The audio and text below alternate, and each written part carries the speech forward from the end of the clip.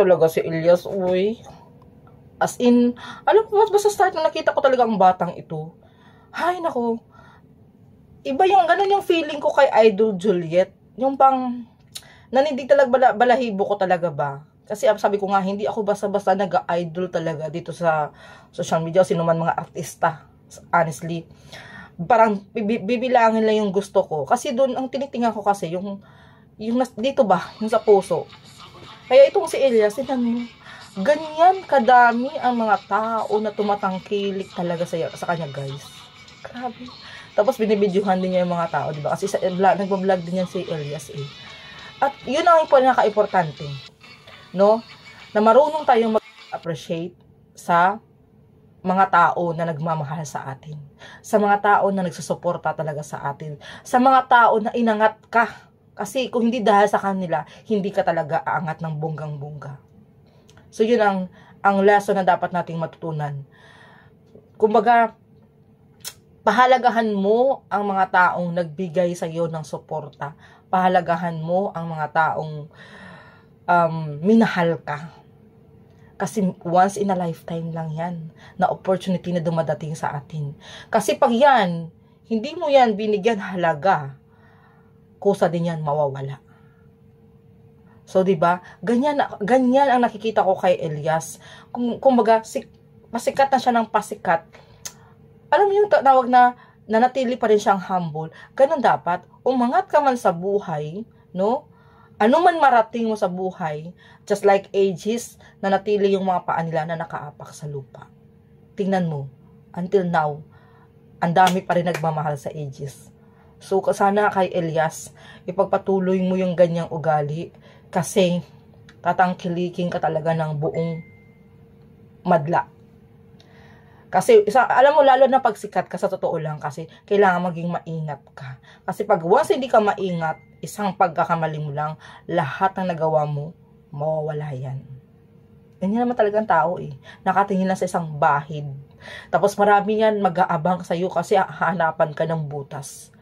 No? Tapos yun ang magiging issue. Pero sana nga, hindi mangyari sa talaga sa'yo yan, Elias. Mag-ingat ka, alagaan mo pa rin ang health mo, alagaan mo yung, yun nga, yung mga taong nagmamahal talaga sa'yo. So, even dito, no, kahit saan man tayo, kahit hindi man tayo sikat, hindi man tayo, kung saan ka man, nalupalop ng mundo, kung ano ka man, kahit sa ordinaryong tao, pag may taong nagmamahal sa'yo, pag may taong nagsusuporta talaga sa'yo, pag may taong na talagang inaangat ka, para umangat ka rin sa buhay, grab it and pahalagahan mo ng bonggang-bongga yan. Embrace it, no? At matuto kang mag-appreciate din, no? Minsan, hindi lang parang deadma ka lang dahil tinutulungan ka ng tao, be thankful ka din, no? Matuto ka rin magpasalamat, matuto kang ipadama mo din sa kanya. Yung hindi lang pwedeng manahimik ka lang dyan, ipadama mo din sa kanya na sobrang na-appreciate mo siya. Alam mo yung ganun? Shout out to ka-Aegis Chan. Yan, mga ka-Aegis, mga kalumad. Thank you so much, guys. Ay, grabe. Nagsastart na tayo sa ating kalumad band. Aegis, andyan pa rin tayo talaga. Walang iwanan. Iniba ko muna at this time kasi para hindi kayo malungkot gaya ko. So, marami kasi nangyayari. So, hindi pa tayo nakapag-edit. This is ano lang talaga, madalian na mga reaction natin. Yan lang. Basta, Aegis pa rin tayo, walang iwanan. At ngayon, sana hindi kayo magtampo sa akin dahil meron akong nire-reactionan about sa kalumad band. Kasi talagang natuwa ako sa kanya. Parang si Idol Julia talaga ba, guys? Yun lang ba? Na-appreciate ko talaga siya ng bongga kasi napaka-humble niya, nakakatawa siya. Ay, nakakawili talaga siya. Laway ko tumutulo na. And of course, I would like to say thank you sa aking Team BB. Hindi man ako totaling active talaga, of course, kay Tony Towers. Yeah, he's one of my member sa aking channel for almost 5 years. Thank you so much kay Bisdak Chef, Kati Beth, at kay Thomas. And especially sa aking team, kung saan ako active talaga. Team, salute. Yan, salute to you, Sir King, Kat Jenkins. Thank you so much dahil ang hirap mag-English. Sa totoo lang kasi hindi ako magaling mag-English. But magsasalita lang ako ng slight na English, no? Thank you so much for all your efforts, no? For helping us. We appreciate you.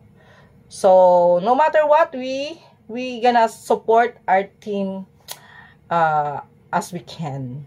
We can na lang, we can kasi hindi ko na sinasali yung sarili ko lang. Dapat lahat tayo para pantay.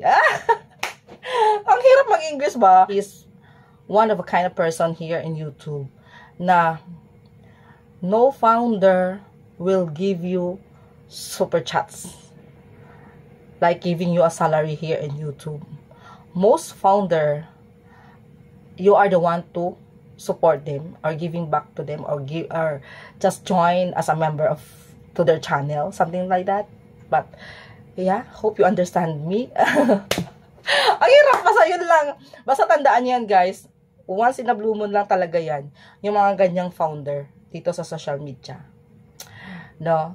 Na actually because maybe we are lucky na syempre hindi naman lahat ng founder kasi na mayaman, not because hindi naman nabigyan na, hindi naman may mga founder naman na hindi nagbibigay ng mga ano talaga sa kanilang members. Wag naman nating underestimate yan kasi bawat kasi team, hindi naman kasi lahat ay pera ang maging dahilan or pera ang magpapatibay sa team. Laging tandaan, ang magpapatibay sa team ay yung loyalty natin, yung support talaga natin sa ating team.